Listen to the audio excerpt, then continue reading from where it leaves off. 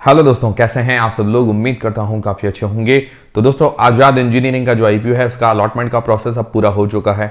अब जिन जिन लोगों को अलॉट हुआ है तो उनको तो बहुत बहुत बधाई हो। अब कल क्या है कि इसकी लिस्टिंग भी होने वाली है 28 दिसंबर को। तो लिस्टिंग डे पर स्ट्रेटेजी क्या होने वाली है, मतलब लॉन्ग टर्म के लिए इसको होल्ड करना है या लिस्टिंग गेंस लेकर एग्जिट हो जाना चाहिए, वो हम जानेंगे इस वीडियो के अंदर। उसके अलावा जिन लोगों ने हमें जानकारी दी थी अलॉटमेंट के बारे में उनके भी नाम आगे मैं आपको बताऊंगा। उसके अलावा इनोवा कैपटैप का जो आईपीओ है उसका अलॉटमेंट स्टेटस आज की तारीख में आने वाला है, कब और कहां चेक करना है वो भी जानेंगे। उसके अलावा आज हैप्पी फॉर्जेंस का आईपीओ, मफ्टी जींस का आईपीओ और आरबीजेड ज्वेलर्स का आईपीओ, इन तीनों आईपीओ की लिस्टिंग थी। तो लिस्टिंग बहुत शॉकिंग देखने को मिली और आगे क्या करना चाहिए वो भी हम जानेंगे इस वीडियो के अंदर। वीडियो शुरू करने से पहले दोस्तों, टेलीग्राम, इंस्टाग्राम और फ्री में डीमेट अकाउंट सबकी लिंक आपको डिस्क्रिप्शन के अंदर मिल जाएगी। सबसे पहले दोस्तों, जो आजाद इंजीनियरिंग का आईपीओ है इसका अलॉटमेंट स्टेटस आ गया था। मैंने आपको कहा था कि जो भी लोग भी हमें इंस्टाग्राम पर मैसेजेस करके बताएंगे उन सभी के नाम वीडियोस के अंदर फ्लैश कर दिए जाएंगे। तो उनमें से सबसे पहला जो नाम है चांदनी, जिसने हमें जानकारी दी थी, मिस्टर सीक्रेट, अमित, तरुण, इन चार लोगों ने हमें सबसे पहले जानकारी दी थी। तो उन सभी के नाम वीडियोस के अंदर फ्लैश कर दिए गए हैं और बाकी सभी लोगों ने भी हमें जानकारी दी थी इंस्टाग्राम पर। जिन जिन लोगों ने जानकारी दी उन सभी के नाम आप पढ़ सकते हैं। आप भी हमें इस तरह से जानकारी बता सकते हैं क्योंकि आज इनोवा कैपटैप का भी आईपीओ है, उसका भी अलॉटमेंट स्टेटस आने वाला है। तो जो लोग भी हमें जानकारी देंगे इंस्टाग्राम पर तो उन सभी के नाम वीडियोस के अंदर आ जाएंगे। तो इंस्टाग्राम की लिंक डिस्क्रिप्शन के अंदर आपको मिल जाएगी। तो दोस्तों, आज सबसे पहले तो तीन आईपीओ उनकी लिस्टिंग हमें बहुत खराब देखने को मिली, मतलब जैसा उम्मीद थी उससे तो बहुत खराब देखने को मिली। सबसे पहले बात करें हैप्पी फॉर्जिंग्स के आईपीओ की। उसका अगर लेटेस्ट ग्रे मार्केट के प्रीमियम की बात करें तो 235 रुपए के आसपास उसका लेटेस्ट ग्रे मार्केट का प्रीमियम चल रहा था। तो ग्रे मार्केट के अनुसार जो उसकी लिस्टिंग प्राइस आ रही थी करीब करीब 1085 रुपए के आसपास, पर इसकी जो लिस्टिंग हमें देखने को मिली, ओपनिंग जो प्राइस हुई 1000 रुपए, 1000 रुपए के। उसके बाद क्या कि 1085 के ऊपर भी गया है ये, बट क्या कि शुरुआत के अंदर 1000 रुपए पर इसकी लिस्टिंग हुई है और शुरुआत के अंदर 17 से 18% प्रॉफिट दिया। बाद में 30% तक लोगों को प्रॉफिट देखने को मिला। तो काफी अच्छा रहा, मतलब खराब लिस्टिंग नहीं देखने को मिली, बट जो उम्मीद थी वैसी लिस्टिंग नहीं देखने को मिली हैप्पी फॉर्जिंग्स के आईपीओ के अंदर। अब आगे क्या करना चाहिए, आगे के हिसाब से देखें तो ये आईपीओ तो अच्छा नजर आ रहा है। Happy forgings financially, fundamentally, anchor list के अनुसार सारे फैक्टर्स अच्छे नजर आ रहे हैं इस आईपीओ के अंदर। तो लॉन्ग टर्म के लिए अच्छा नजर आ रहा है। बाकी देखिए दोस्तों, डिसीजन आपको अपनी रिस्क और अपना एनालिसिस लगा के बनाना है। आप लोगों ने क्या किया है वो भी मुझे कमेंट करके जरूर बताइएगा। आपने इसको होल्ड किया है या लिस्टिंग गेंस लेकर एग्जिट हो गए हैं।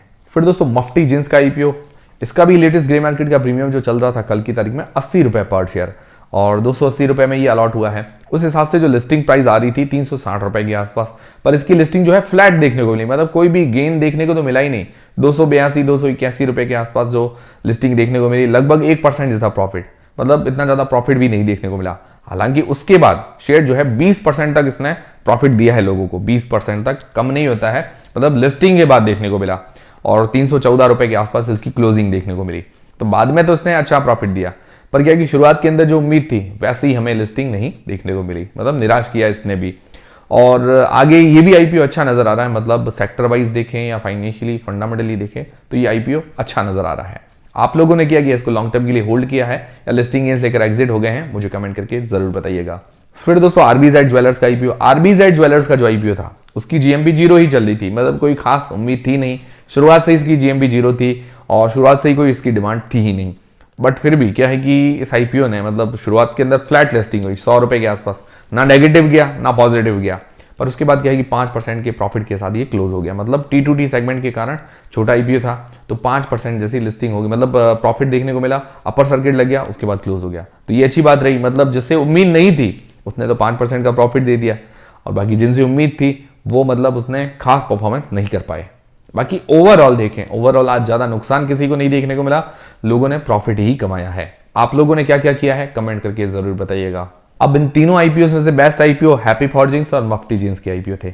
फिर दोस्तों, इनोवा कैपटैप का आईपीओ, इसका अलॉटमेंट स्टेटस आज की तारीख में आने वाला है। आज की तारीख में 27 दिसंबर, 27 ऑफ दिसंबर को। इसके अंदर अलॉटमेंट की चांसेस कितने हैं, तो अलॉटमेंट की जो चांसेस है 5.64%, 5.64% चांसेस है अलॉटमेंट मिलने के इनोवा कैपटैप के आईपीओ के अंदर। तो के फिनटेक की वेबसाइट पर आज की तारीख में हम देखने को मिल जाएगा। अभी जब मैं वीडियो शूट कर रहा हूं तब तक तो नहीं आया है, उम्मीद है कि वीडियो लाइव होने तक इसका अलॉटमेंट स्टेटस आ जाना चाहिए। और वैसे मैं आपको अपडेट कर दूंगा। आपको जानकारी मिल जाए तो आप हमें इंस्टाग्राम पर मैसेज करके बता सकते हैं। और आप में से किन किन लोगों ने अप्लाई किया है, कौन कौन लोग वेट कर रहे हैं, वो भी मुझे कमेंट करके जरूर बताइएगा। और बात करें इसके जीएमपी मतलब ग्रे मार्केट के प्रीमियम की, तो वो थोड़ी सी डाउन हुई है, 90 रुपए पर शेयर। 33 मतलब 33 शेयर्स का लॉट है। 2970 रुपए हमें एक लॉट पर आज की तारीख में फायदा देखने को मिल रहा है। परसेंटेज वाइज 20 मतलब 20% जैसा ग्रे मार्केट का प्रीमियम है। उम्मीद है कि इसके आसपास लिस्टिंग गेन्स भी मिल जाना चाहिए लोगों को। तो ये हो गए पूरे आईपीओ के अपडेट्स। अब दोस्तों सबसे मेन चीज, आजाद इंजीनियरिंग की आईपीओ की कल लिस्टिंग है, तो लिस्टिंग डे पर स्ट्रेटेजी क्या होनी चाहिए।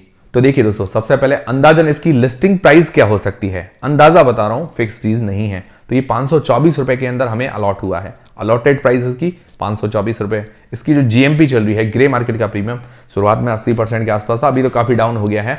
वो चल रही है 206 रुपए के आसपास। डाउन इसीलिए हुआ, आज अभी सभी आईपीओ की आप लिस्टिंग देख सकते हैं, मतलब काफी डाउन ही हुई है। जिस हिसाब से उम्मीद थी वैसी लिस्टिंग तो नहीं देखने को मिली है। तो जीएमपी चल रही है 206 रुपए के आसपास। तो जीएमपी के अनुसार जो इसकी लिस्टिंग प्राइस आ रही है 730 रुपए। जीएमपी के अनुसार बता रहा हूं, मेरे अनुसार नहीं है।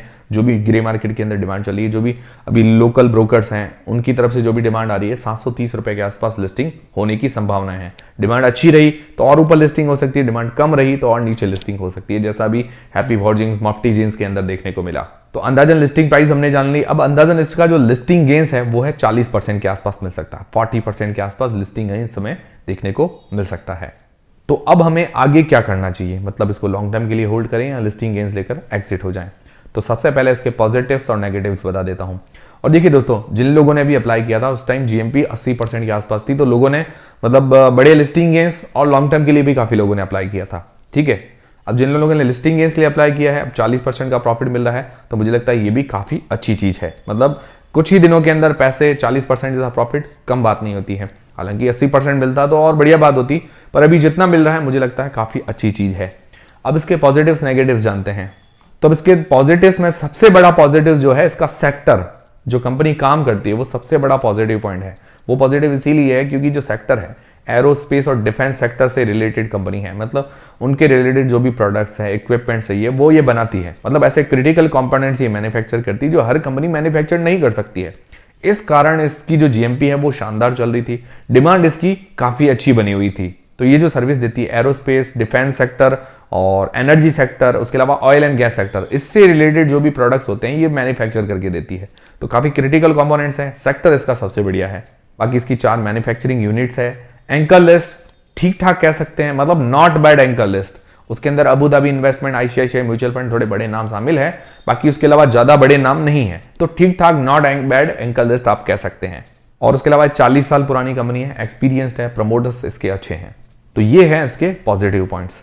अब नेगेटिव्स क्या है? नेगेटिव्स मुझे थोड़े से ज्यादा लगे, जिसके अंदर मुझे ये फाइनेंशियली ठीक ठाक लगी। क्यों? क्योंकि इसका जो प्रॉफिट मार्जिन है वो घटा है, इस साल घटा है, मतलब ऊपर नीचे हो रहा है इसका प्रॉफिट मार्जिन। और ये 40 साल पुरानी कंपनी कोई नई कंपनी नहीं है। मतलब कोई नई कंपनी होती है कि भाई 4-5 साल हो गए, एस्टैब्लिश हो रही है, टाइम लगेगा प्रॉफिट आने में, प्रॉफिट ऊपर नीचे हो रहे हैं, वो अलग चीज है। अब ये 40 साल पुरानी कंपनी है तो प्रॉफिट जो है ऐसे जाना चाहिए, ऐसे भी ना जाए तो थोड़ा फ्लैट तो होना ही चाहिए। मतलब ऐसा नहीं है कि भाई आज तुम्हारा प्रॉफिट मतलब 100 रुपए है, कल तुम्हारा प्रॉफिट 20 रुपए आ गया, तो ये थोड़ा सा नेगेटिव है। मतलब इसका प्रॉफिट मार्जिन जो है वो इस साल घटा है FY23 के अंदर, ये मुझे सबसे बड़ा नेगेटिव पॉइंट लगा। हालांकि हो सकता है कंपनी के अंदर कोई भी मतलब नई मैन्युफैक्चरिंग लगानी हो, कुछ भी नया खर्चा हो उनका, वो एक अलग बात होती है, पर अभी इसका प्रॉफिट मार्जिन घटा है, ये मुझे सबसे बड़ी नेगेटिव पॉइंट लगा इस कंपनी के अंदर। बाकी इसकी ROE और ROC ये भी 15% से कम की है, ये भी नेगेटिव पॉइंट है। भाई देखिए, सेक्टर भले कितना भी अच्छा हो, बाकी चीजें भी तो अच्छी होनी चाहिए। फिर दोस्तों PE वाइज महंगी वैल्यूएशंस पर है। महंगी वैल्यूएशंस इसीलिए है क्योंकि इसका प्रॉफिट मार्जिन घटा था, प्रॉफिट मार्जिन घटेगा तो अर्निंग्स पर शेयर घटेगा। अर्निंग्स पर शेयर अगर घटता है तो PE थोड़ा महंगा होगा, प्राइस टू अर्निंग्स रेशियो महंगा है, तो ये भी बहुत बड़ा कारण है। और अगर देखें प्राइस टू अर्निंग्स रेशियो के हिसाब से देखें तो और भी काफी सारी डिफेंस और एरोस्पेस सेक्टर की कंपनियां इस सेक्टर के अंदर इससे भी सस्ती वैल्यूएशंस पर अवेलेबल है, जैसे MTAR टेक्नोलॉजीज है, डायनामेटिक टर्बाइंस है, तो ये इससे अच्छी वैल्यूएशंस पर है। तो सिर्फ इसका सेक्टर बढ़िया है, बाकी फाइनेंशियली और फंडामेंटली मुझे थोड़ी सी वीक नजर आई। ये पर्सनली मेरा व्यू है जो मैं आपको बता रहा हूं। मैं ऐसा नहीं कह रहा हूं कि भाई आप इसको होल्ड करें या सेल करें, जो भी करें वो अपना डिसीजन लगा के करें।